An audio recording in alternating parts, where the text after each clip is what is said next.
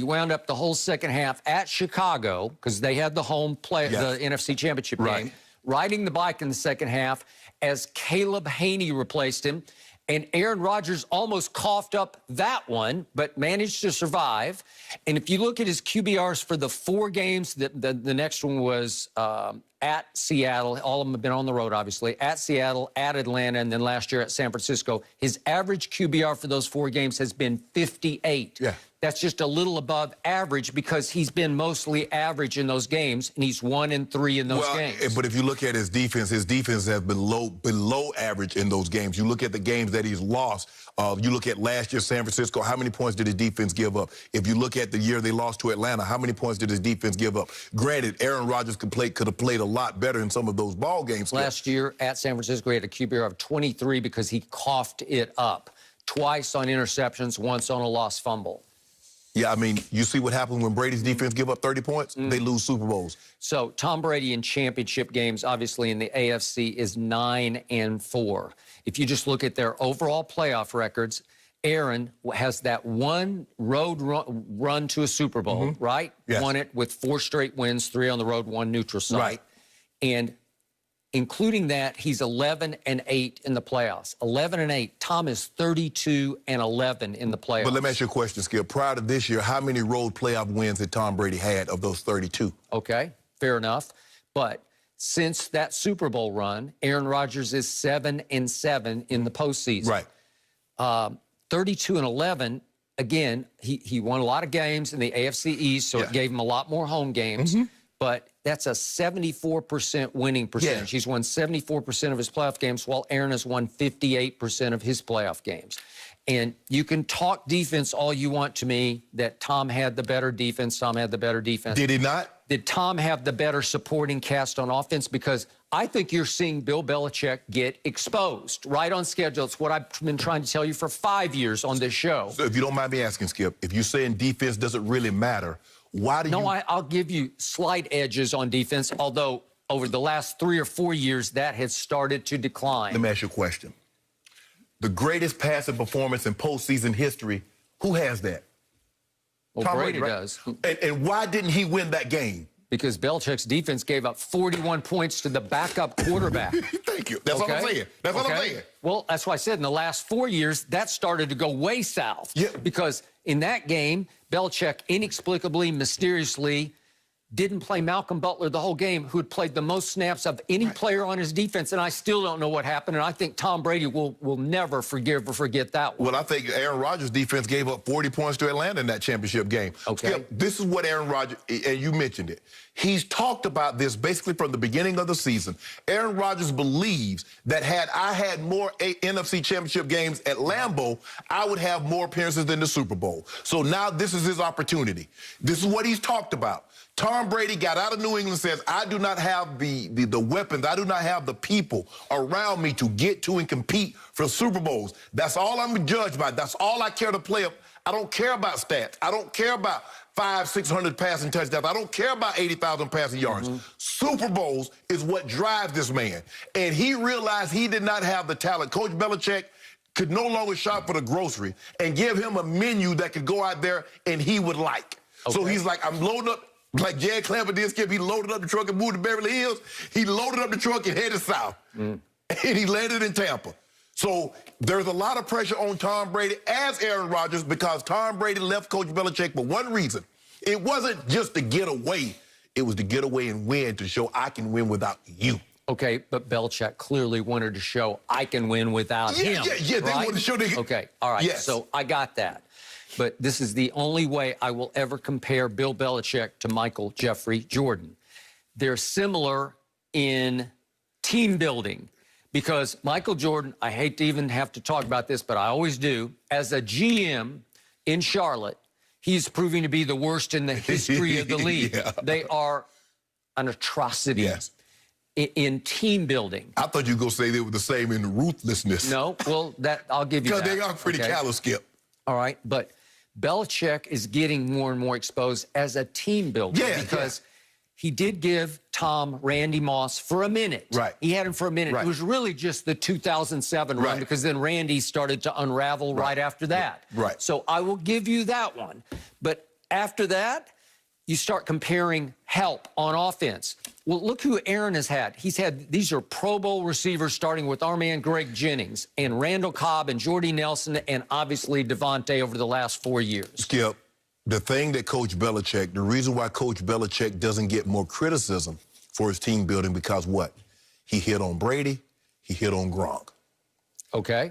And you see what came out of that. You're talking about 6. So, Skip, I don't care what else happened. Did he hit on Brady or luck into Brady in the 6th round? Do you think it was because of him? Was it his call? They say one of the scouts pushed for Tom Brady. Skip, the way I look at it, I don't know if you play this, but I think the Powerball is about $850 million. Whether I pick the numbers or they give it to me by quick pick. If I get all 6 of those numbers, I'm going to pick that check up. Okay. So and Coach Belichick is saying... He got all 6 of the numbers. Yeah, exactly. He did. He got all 6.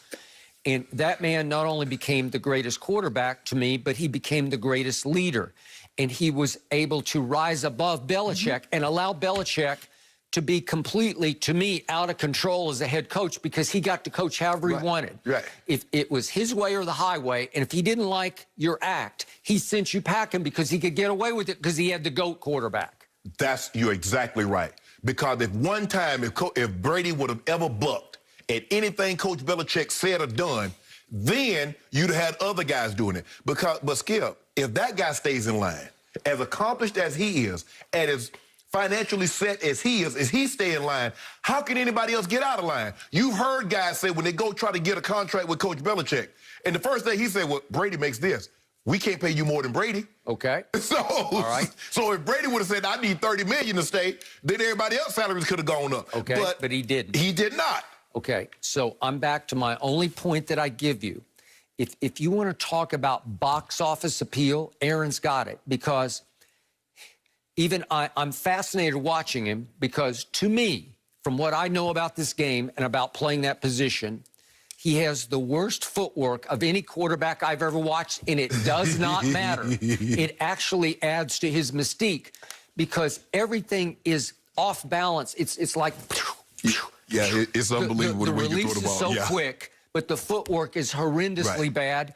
Nobody would teach it or coach it or allow it, except his arm talent is so supreme that he gets away with it. But in leadership, which is about, I'm going to say, a third of that position, because it is the leadership position to me in all of sports, I will take Brady 100 times over 100 Aaron Rodgers. I think this Aaron Rodgers over the last couple of years in leadership compared to the old Aaron Rodgers are totally different. And you're probably right, Skip. I just think the thing is now, I see a different Aaron Rodgers in terms of leadership. Maybe he got a little humbled by 2 things. There was that huge Bleacher Report bombshell about his lack of leadership and how he was called out internally by the people at the top. And that he was even cut out of the hiring process for Matt LaFleur, that he was informed over the phone, hey, we have gone this direction. And the quote was in the piece, which was denied at the top, but it was, don't you be the problem going forward. And what would he do, Skip? If somebody made a mistake, he would show them up. I see less of that now. That's something that the other guys, wouldn't. Yeah, that.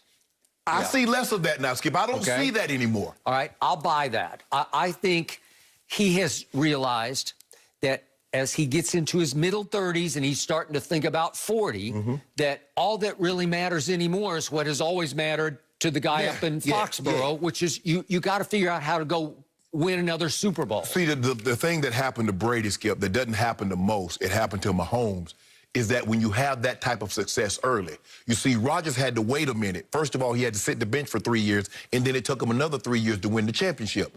Well, when you have the success that Brady had so early, only thing else matters. So what else is there, Skip? You've already climbed Kilimanjaro and Everest. In your first 4 years, you had 3 Super Bowls. So what the hell else is there to play for? Ain't no Pro Bowl, no All-Pro better than that. You could play for stats. You could try to put up big numbers. You could try to throw 1 million touchdown passes and make your record unbreakable. But here's the thing. But he doesn't care about that. But he knows that the way they changed the game, the guys who Skip, you see guys that would have never thrown for 25 touchdowns in a season, throwing for 35, 40 touchdowns in a season. So he's like, the record that I know will be unbreakable, let me get 6, 7, 8, 9 of these things. Go get that. Go get that. So what he did in the end was, after Randy Moss, he was stuck with what I used to tell you. It's like he went out before every game and pointed up in the stands, you 3 guys from Dorchester, just come on down here, and you'll be my receivers, because it was a lot of Edelmans and Amendolas and Hogans. Yes. And he won Super Bowls with those guys for a while until he finally said, you know what? Now that I am free, I'm 43, I think I'll go pick those 2 guys who made the Pro Bowl. Right. And I'll see if Gronk will come out of retirement, come with me, because he's made a bunch of Pro Bowls. And Cameron Brayton is pretty good, He right? is, yes. And all of a sudden, Very good route running, you catching the talk ball. Antonio. We don't know if Antonio's going to be able to play this time, but he's obviously a big-time receiver. You come on down. Skip, maybe the only difference between Tom Brady, 3...